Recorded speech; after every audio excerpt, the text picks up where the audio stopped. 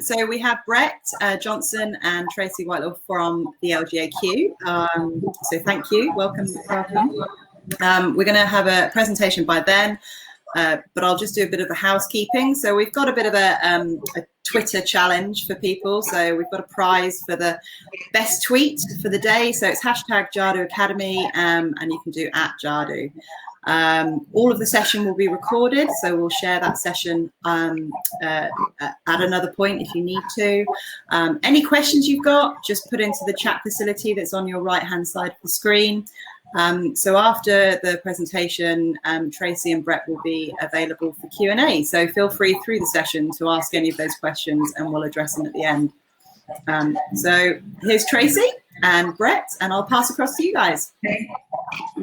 Awesome. Hey everyone, hopefully you can hear us okay. We are really happy to be here today and to have the chance to chat to you guys about some of the great stuff that we're doing at LGAQ in terms of digital transformation, and of course in partnership with Jadu as well. So Brett and I are going to sort of tag team a little bit. So I'm going to do a bit of an overview, and then Brett will come in and sort of do a little bit more in terms of the Jadu updates as well. So you might see me just randomly shove him. Oh, it did work. Excellent. It does work. Excellent. That's kind of how it works. It's good. It's good. Okay. So like a quick update. I've been at LGAQ now for about 9 or 10 weeks, so still fairly new. But I'm basically Chief Digital Officer for LGAQ, and I have the honor of being there first in 124 years, which is very exciting. No pressure at all, obviously. And thank you for everyone that's waving. It's lovely to be here. My role is effectively to, look at LGAQ's digital journey, and also how we then use that and help councils, basically all around our better councils, better communities. So really big remit. I have the digital data innovation business systems team. So a big role, but very excited to be here as well. And Brett is going to slide back in a bit. I'll just slide back in a little bit. My introduction, it's good to see so many familiar names on this webinar today. For those of you who've known me previously to this, you'll remember me as being the manager for the digital member services team and leading the migration effort around our jump to Jadu. More recently, I've accepted another role within the association as the manager for member support and engagement. That's a really new team, and I'm really excited to be heading up that new area of the LGAQ. But essentially, it'll have a lot of a close working relationship with the digital team. Essentially, we'll be working towards ensuring councils get the best value out of their membership to the association. And that, of course, means the many benefits that are delivered through our partnership with Jadu. So I might hand over to Tracy. Can we do the push? Yeah, we'll do the push. Excellent. It did work. It looks good. So I'm going to chat to you a little bit, just really quickly, quick kind of 10 minutes on digital transformation. Thank you for the good work. One of the things that I'm really passionate about is being customer centric.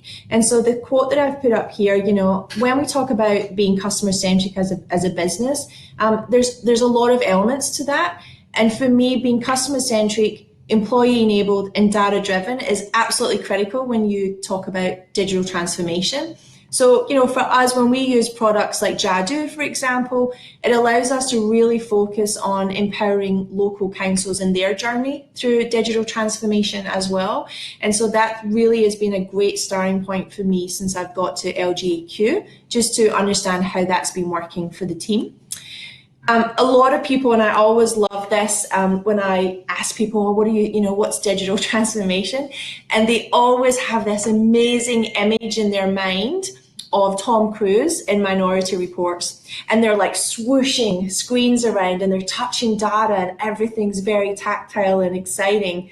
And the reality of that for most of us is this is what transformation actually looks like. It's very slow, and it can often be quite painful. A lot of it has, a lot to do with culture.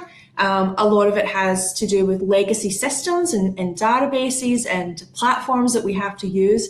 And so it's much, much more of a process rather than something that happens just overnight like that. One of the things that I guess has changed for us in terms of digital is that when you look at the last year, COVID has had a massive impact in terms of the digital space. So I've got a couple of stats up at the moment. You know, we've seen in the last year, really since COVID hit, an 82% increase in the use of cloud hosting. That is massive. I remember the days when everything was in a server in the basement, and you know, it always made me nervous. And now we have cloud, and it's great, but it's a slow process. In Australia, we've also seen there's an 800 million federal government investment into digital for public sector. So money is being made available to help people really, really move forward in terms of their digital transformation.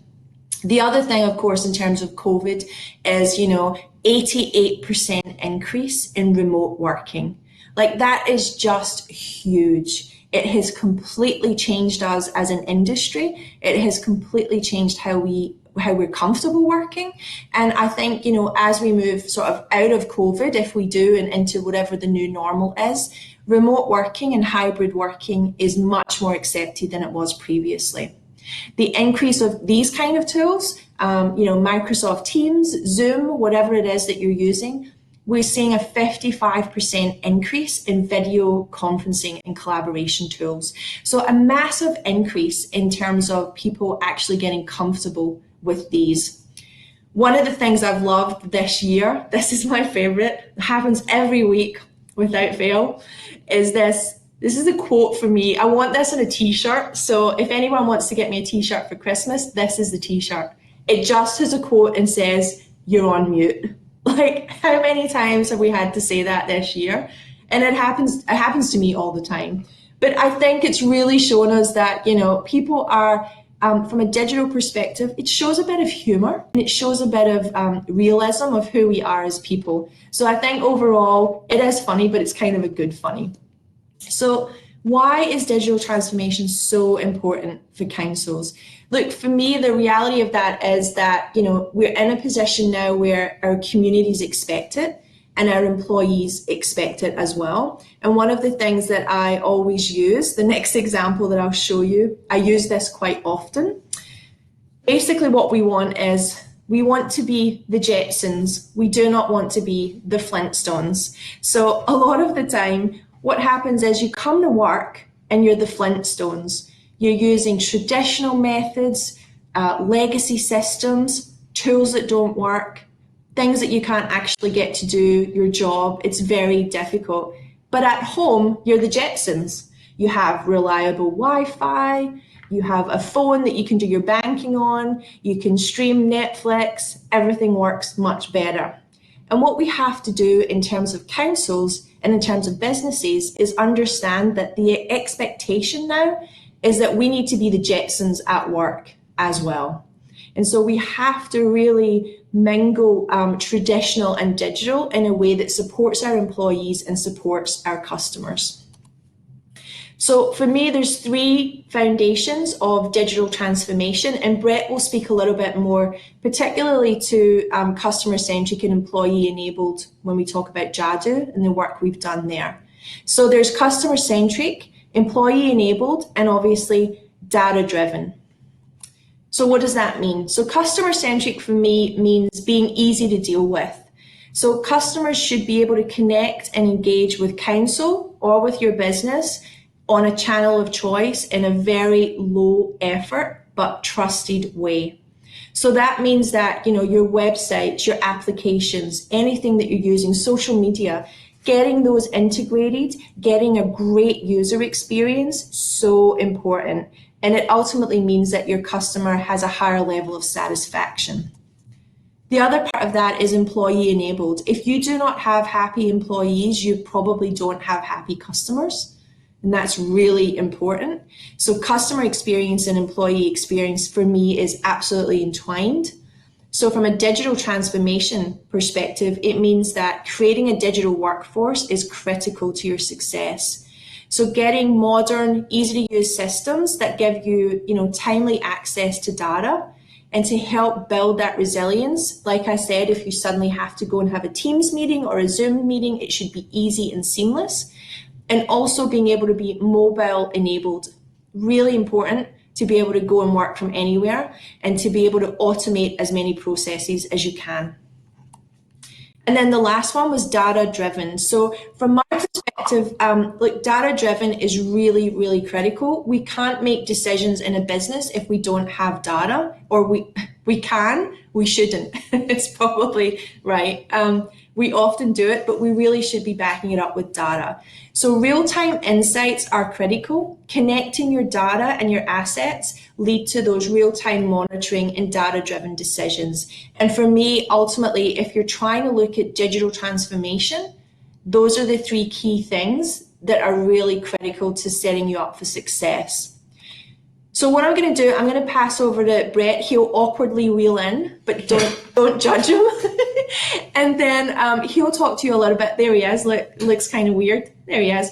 And he'll talk to you a little bit about Jadu and some of the great stuff that we've been doing with Jadu around digital transformation. And I'll awkwardly wheel this way. Oh, that way. Thanks, Tracy. It's been a big 12 months, and I do apologise that for many of you, the last time you saw me was at the Jadu Academy last year here in Brisbane, and I had a mustache then, and unfortunately I have a mustache again now, but it's all for a good cause. So after this session, I'll be plugging the Movember link, and I hope that you will all support me in terms of that. I'm really pleased to see Tracy join the LGAQ as our inaugural Chief Digital Officer. When I first met with Tracy, I undoubtedly could see both the potential of having someone like Tracy here, but also the vision and passion in terms of looking at how not just the LGAQ looks to adapt and modernise in terms of its digital delivery, but how we help councils on that journey as well. So it really aligns nicely with the work that we've been doing here over the last 12 to 24 months. As Tracy's spoken about already, the need for us to be customer-centric, employee-enabled and data-driven is just fundamental in terms of looking at how we can provide modern-day customer service for local government, and not just local government, I guess any organisation. The same sort of foundations apply, and marrying up those foundations has been incredibly important in terms of the way in which the LGAQ not only looks at its future services for councils, but the products that we use as well. To many, I guess in many respects, over the last 3 to 4 years, we've been really trying to look at how we marry up those foundations in terms of looking at having a greater customer service focus. We talk about digital service delivery, but it's often subject to councils not knowing exactly how they do that, and that's part of the LGAQ's role in looking at how we unpack that and how we deliver that with councils. Data analytics and utilisation is increasingly becoming an area of expertise and focus for local government here in Queensland, and really that's around looking at how we can drive efficiency in terms of the work that we do, having evidence-based operations, and looking at how we can continuously improve the services that we provide back to our communities is all determined by the data that we collect and how we utilise that data effectively. And then I guess lastly is the role that we've seen councils increasingly play more of a role in terms of shaping, and that's looking at how we promote local government and we look at communicating more personally with our residents and our ratepayers. And that really marries up all those things really nicely. At the end of the day, if we cannot look at how we better provide services to individuals, then it's remiss of us to look at how we can promote ourselves. We need to ensure that we have targeted, tailored and well-utilised services for our communities, because at the end of the day, they're footing the bill for those services. So we need to make sure that they're timely and appropriate. A lot of the work that we've been doing at the LGAQ across the last few years has really been focused on those three particular elements. For those of you that are LGAQ members, you'll be familiar, or hopefully you're familiar with our LG Sherlock initiative. We're now looking at a project called Our Town, which is around community sentiment and looking at how our interactions with residents and residents' interactions with council assets, what their view and what their how they view that experience, and getting some timely insights into the way in which those particular assets are utilised has been a really exciting project and a really important initiative for the LGAQ. And if anyone's got any questions about that, I'd be happy to answer any of those offline. But our LG Sherlock product is growing, our capacity in that space is increasing, and some of the work that we're doing around benchmarking and data utilisation is coming to the fore to hopefully ensure that councils better understand the ways in which their particular services to their community are resonating with ratepayers. So very exciting in terms of the work that we're doing. But we are still trying to marry up those fundamentals. For the last 8 or so years, the LGAQ has conducted its digital productivity report. This report really looks to identify and assess councils' digital maturity in terms of how they function as an organisation.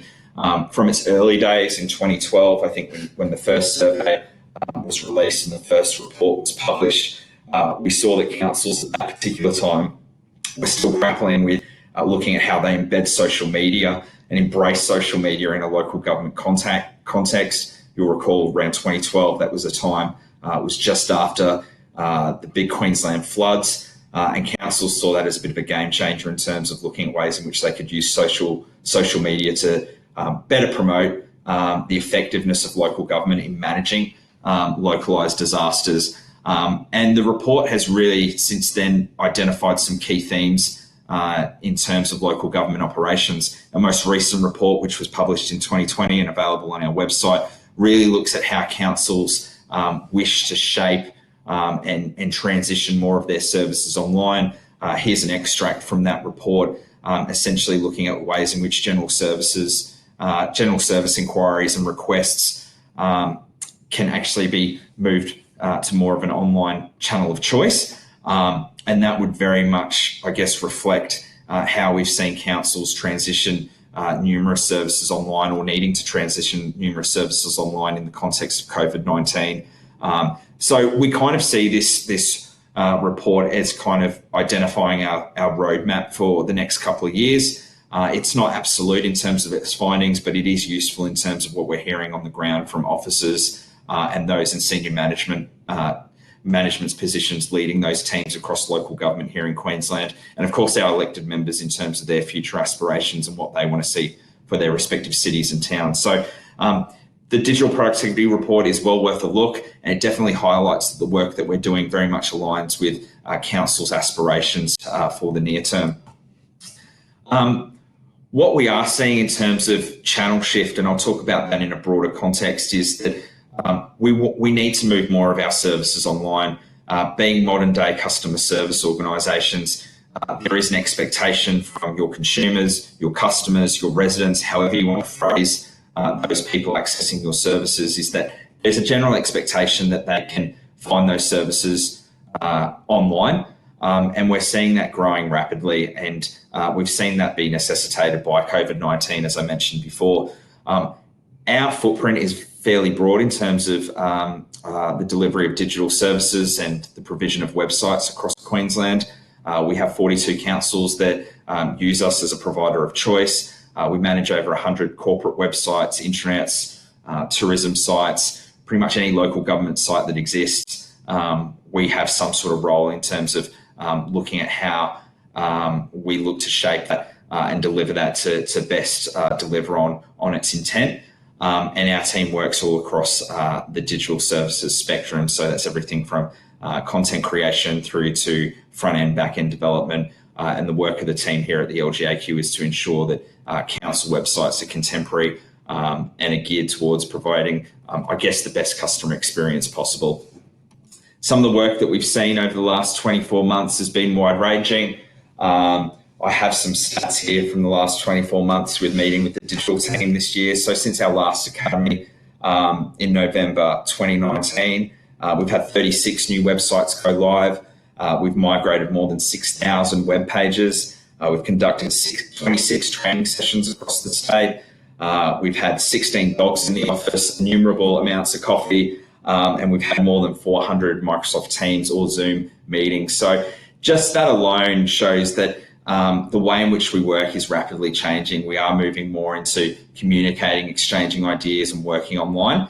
And that's a huge amount of work that's being conducted by the team here at LG House in terms of not only the way that we organise, and we had a fairly lengthy period here when Queensland was in lockdown, earlier in the year where we were working remotely, so we had to look at the way in which we organised ourselves and worked online. But essentially, council's requests of us has been, how do we look to move, ensure the services that we provide to our residents can be available. And some of the work around embedding Jadu over the last 24 months has kind of led us to looking not only at the Queensland context, but looking at what's happened elsewhere.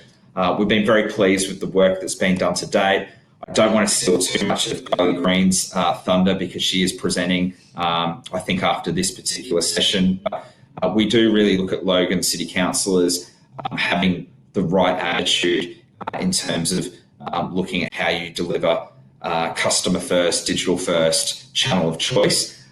Most people, when we speak with them, ask, how do we actually look to embrace, a culture, or how do we look for our organisation to be digital first and customer first? And it really starts with attitude. If you've got the right attitude and the right culture, you really can achieve anything. And I know that sounds corny and cliche, but it is true.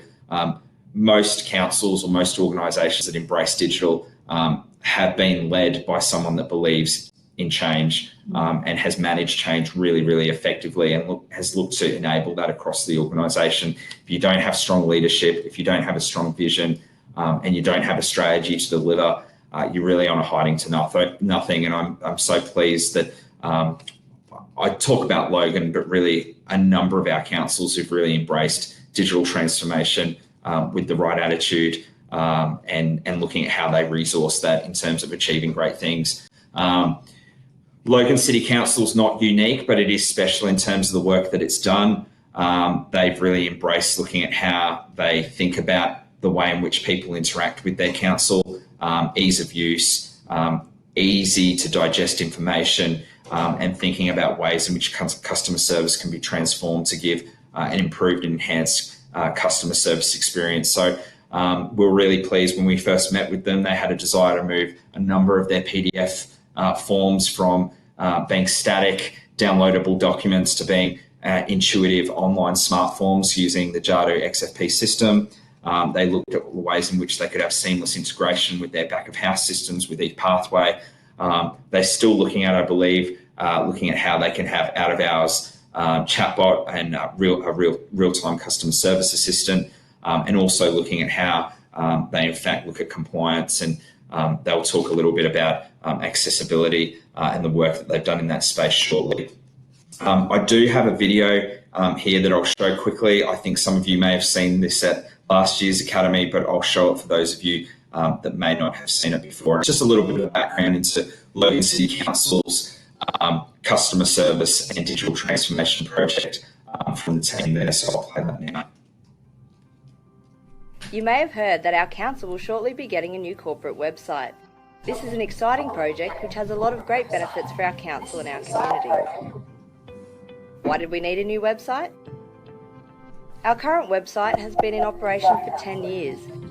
A little while ago, we surveyed over 1,000 members of the community to see what they thought of the site. Overall, they agreed it had served us well, but they noted that things were a little hard to find and wasn't as user-friendly as it could be. They also wanted to continue to do more things online. When we sat down to do a review, we found that the site was comparable to an overfull website. So we started to see what needed to come out and what could be better presented. As part of this task, we went to market to see what other systems might be available, and we ended up getting a new cover. The new site allows us to start again and build the website to work better across all of our services and information. A big part of the project was to review every single piece of content on the current site. This is over 1,000 pages and nearly 6,000 attached documents. Once that was done, we started to rewrite the content to meet both the requirements of the website content, accessibility guidelines, as well as plain English standards. This will ensure our content is written in a way that is concise, understandable, and accessible for all our customers and the community. We have also simplified the layout of the site, updated our My Property tool, and are developing web chat functionality. We are upgrading our virtual assistant, Lara, and rebuilding Council's disaster management dashboard. Go live for the new site is at the end of the year, and once done, we'll start on a few more updates and improvements, including the careers section, the art gallery, a booking system for the events, and a city works with a single view of potential disruptions and impacts on the community. Stay tuned for more details to come. If you have any questions, please contact the Digital Customer Experience team at digitalcx@logan.qld.gov.au.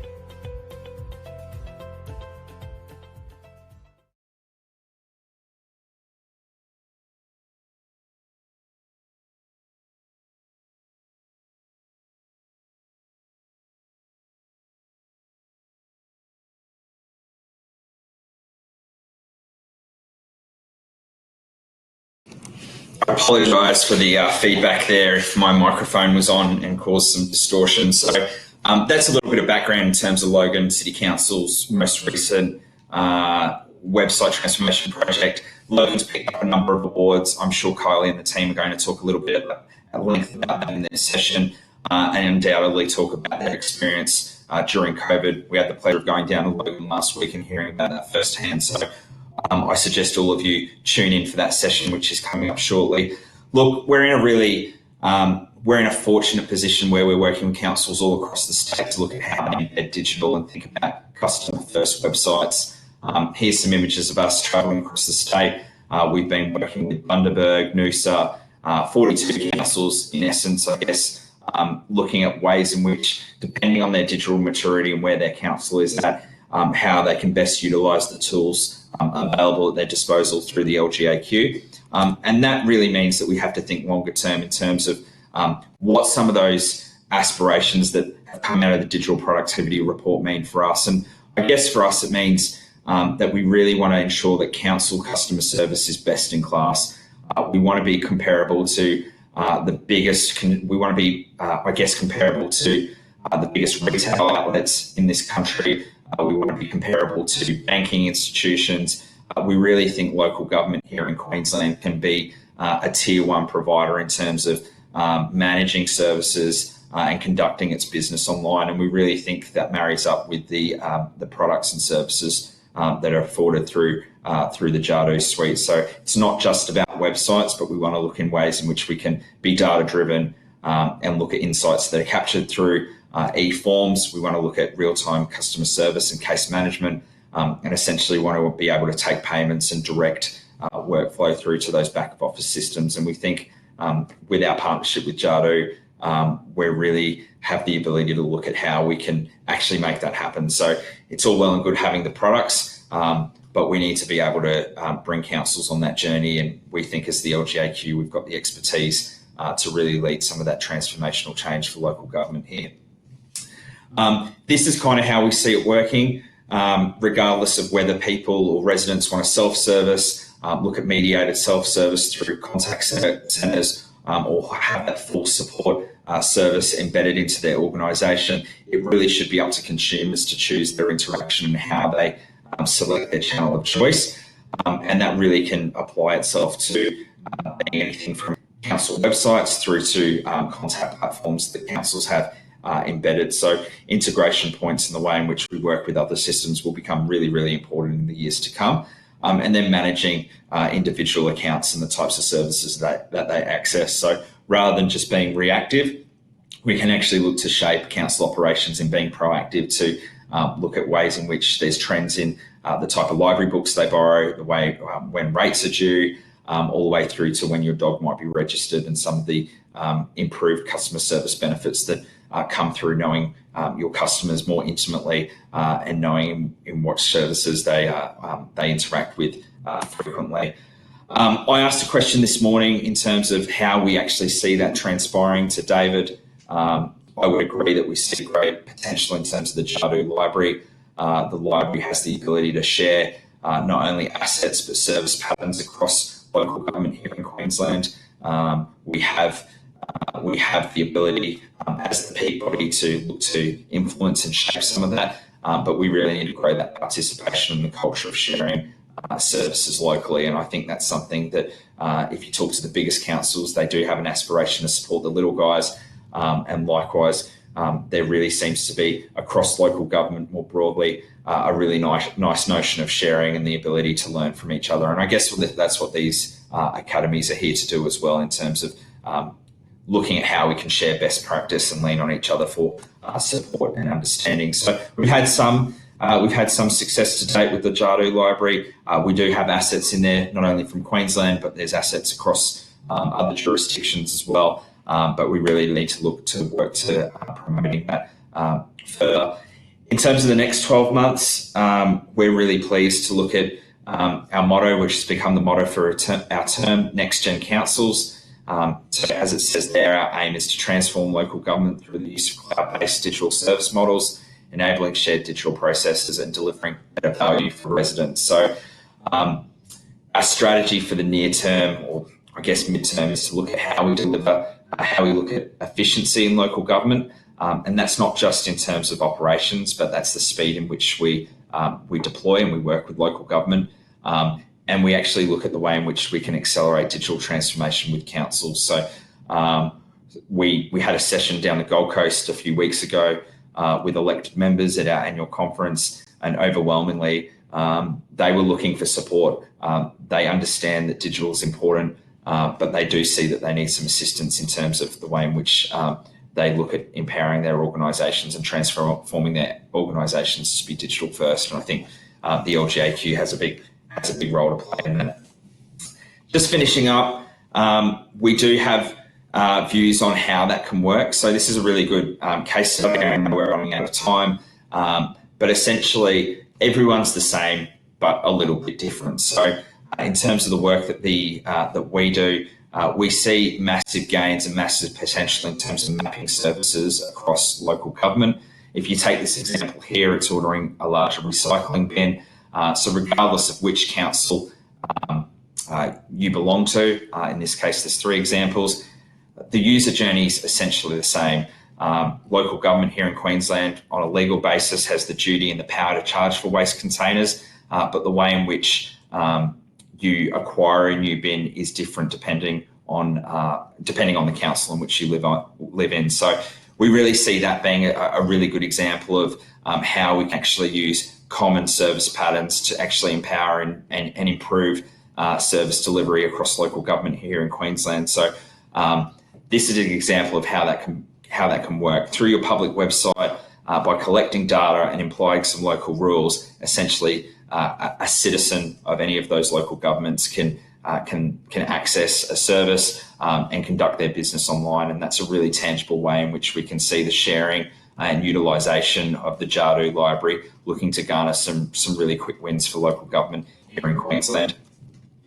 The library is really important for us and will be the basis of the work that we continue to promote in the coming years. The sharing of digital assets and also process automation, which we'll hear a little bit about later on in today's program, are really at the crux of how we're going to drive digital transformation across the sector. And we find ourselves in a really good position to help accelerate some of that. So I know I've ran a few minutes over time and I do apologise, but if any of you are interested in anything that's been discussed, either by Tracy or myself, we'd be more than happy to speak to you individually or organise a time to catch up with you via an MS Teams meeting, or hopefully now, given the restrictions are easing, we might be able to come see you face to face. So that's it from us. Thank you. Oh, you can wheel back in. I'll wheel back in awkwardly now. Thanks, Brett. Thanks, Tracy. That was brilliant. We've just got one question that's come through from David. So he's just asked, I find it very hard to describe digital and digital transformation to people who just think it's technology. Do you have any advice on how to describe it holistically? Oh, that's a great question. I feel if I had the ultimate explanation for that, I would be retired on an exotic island somewhere, just sipping on cocktails with my many millions. So I probably don't, because I see there is a lot of ways to describe it.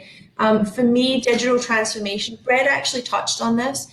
I actually think it's cultural. So I think digital transformation is a cultural change for the organization.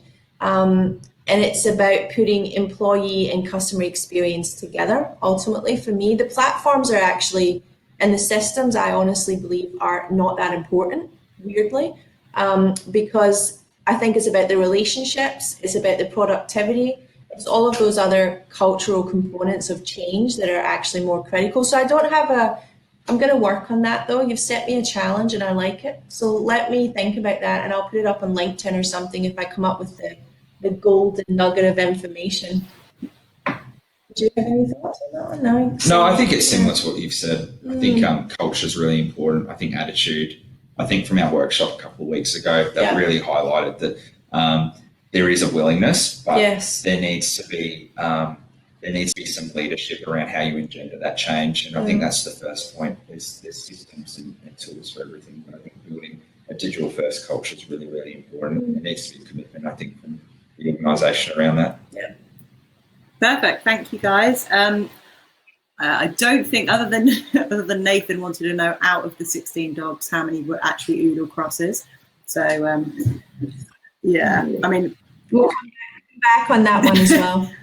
Okay, perfect. Well, thank you both. That was a great session.